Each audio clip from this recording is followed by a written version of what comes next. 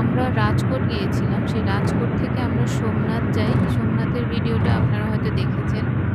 তো মাঝখানে আরও অনেক কিছু শেয়ার করা হয়েছে আজকে। কিন্তু সোমনাথ থেকে আমরা পোরবন্দরে রাতে ছিলাম। সেই পোরবন্দর থেকে আমরা দ্বারকা যাচ্ছি। দ্বারকাতে আমরা প্রথম দ্বারকাধীশ মন্দিরে আমরা দ্বারকাধীশ মন্দিরে আমরা দ্বারকা ভগবানকে দর্শন করি। তারপরে আমরা ভেট দ্বারকা যাই। সানরাইজ সেই ভেট দ্বারকা যাওয়ার পেছনে থেকে দেখো কি সুন্দর সূর্য। পর আমরা সেখানে টিকিট কেটে হুইল চেয়ার নিয়ে, 500 টাকা হুইল চেয়ার ছিল, 500 টাকা জমা করে হুইল চেয়ার নিয়ে তারপর আমরা ভেট দ্বারকা মন্দিরে দর্শন করতে যাই। তো যেতে পথে অর্ঘ ঘুমিয়ে পড়েছিল, কারণ আমরা পোরবন্দর থেকে ভোর 5টায় বেরিয়েছি। এই দেখুন এখানে দ্বারকা যাওয়ার পথে ভারত সরকারের অনেক উইন্ডমিল আছে। এখানে ভারত সরকার কি সুন্দর তাদের ওয়েদারটাকে কাজে লাগাচ্ছে। এটা কিছুটা রাজস্থানের মতোই এই জায়গাটা। এখানে অনেক উইন্ডমিল, অনেক মাইলের পর মাইল জায়গাতে উইন্ডমিল, যে বিদ্যুৎ উৎপাদন হচ্ছে। অনেক সুন্দর একটা দেখার জায়গা। ঠান্ডাও পড়েছে ভালোই সকালবেলা।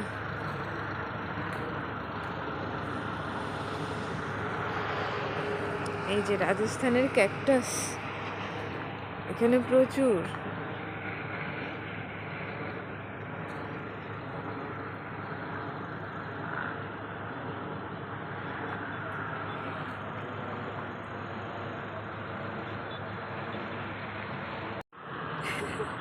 অর্ক যে জায়গাটিতে দাঁড়িয়ে আছে এটা দেখতে কাদামাটির মতো মনে হচ্ছে, কিন্তু একেবারেই কাদামাটি না। এখানে আগে হয়তো সমুদ্র ছিল এতটুকুতে। তো সেখানে এই যে মাটিগুলো আপনি যদি পড়ে যান এক হাঁটু ভেঙে যাবে, এত শক্ত এই জায়গাগুলো। হয়তো নিয়মিত লোকজন যাওয়া আসার কারণে একটু এরকম হয়েছে। তা আমরা উইন্ডমিল দেখে আমরা দ্বারকায় চলে এলাম।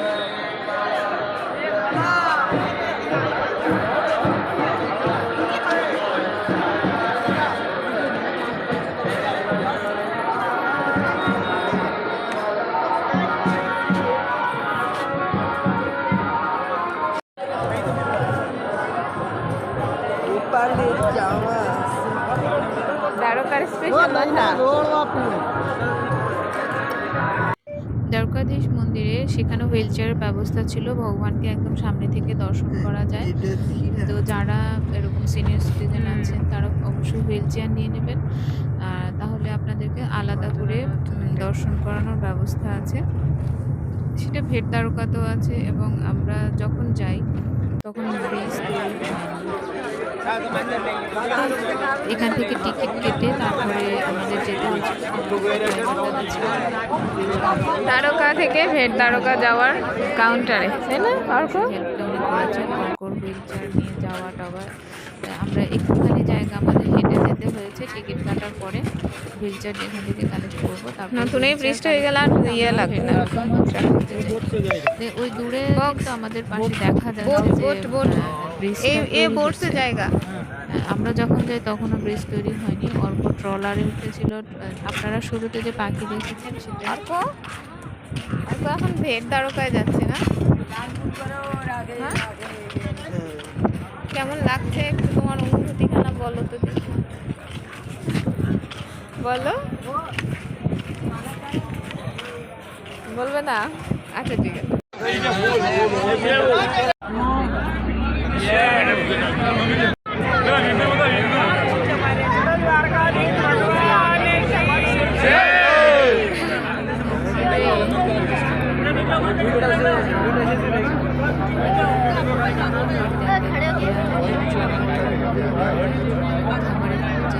ওয়াও, দেখ বাবা মাথার উপর।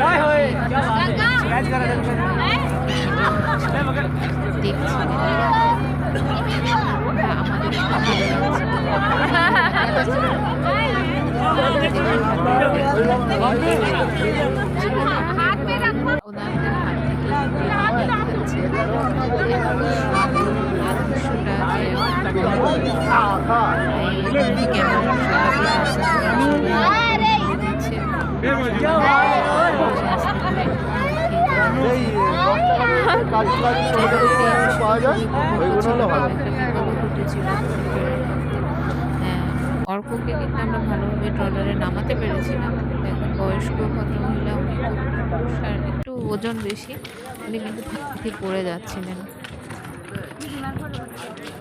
দেখুন অর্কর জন্য হুইল চেয়ার পাওয়া গেছে। আমরা হুইল চেয়ারের জন্য 500 টাকা জমা করে তারপরে হচ্ছে।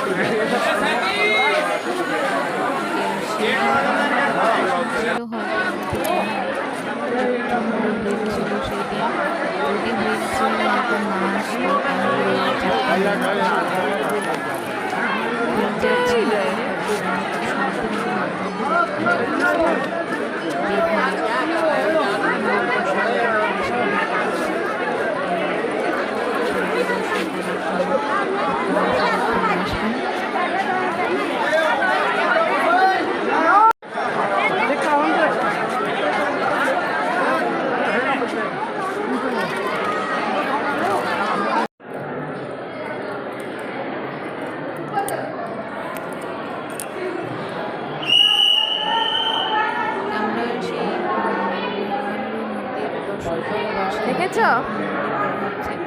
যেখানে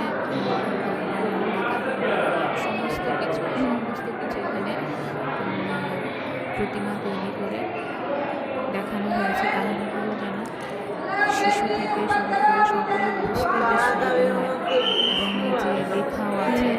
তো সবাই এখানে ঘুরে ঘুরে দেখো। আগে যে মন্দিরে ঢুকেছি সেখানে ফটোগ্রাফি একটা নিষেধ ছিল, তাই আপনাদেরকে দেখাতে পারিনি। তো এখানে দেখুন ভগবানের জন্মের পর তার পিতা বসুদেব তাকে নিয়ে যাচ্ছেন ঝুড়িতে ইত্যাদি সব কিছু খুব সুন্দর করে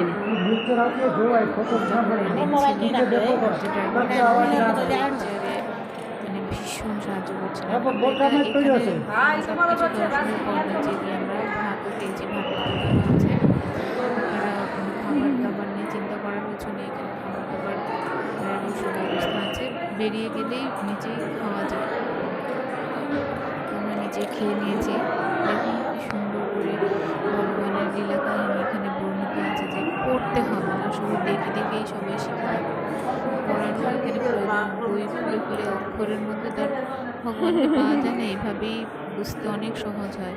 ভগবানের লীলা কীর্তন আমরা যা গানে শুনি, বইয়ে পড়ি, সেগুলো সবই এখানে সুন্দর করে বর্ণিত আছে।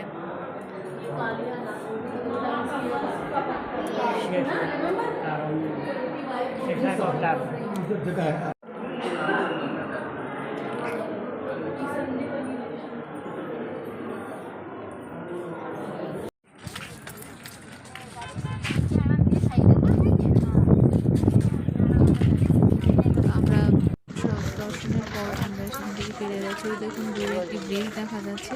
এই ব্রিজটি এখন চালু আছে। এখন আর ট্রলারে করে যেতে হয় না। তো ব্রিজে করে সুন্দর করে যাওয়া যায়। একদম দ্বারকা থেকে ভেট দ্বারকা সব জায়গাতে আপনারা সরাসরি গাড়ি নিয়ে চলে যেতে পারবেন। আমরা ব্রিজ হওয়ার পরে আর যাইনি। দেখুন ফেরার পথেও সেই পাখিরা এসে ফেরার পথে আমরা পাখিদের ঢুকতে দেখতে পাচ্ছি। ফেরার পথে সেই দুর্ঘটনাটি ঘটেছিল। ধাক্কা দিয়ে ওরা পিছলে পড়ে যাচ্ছিলেন।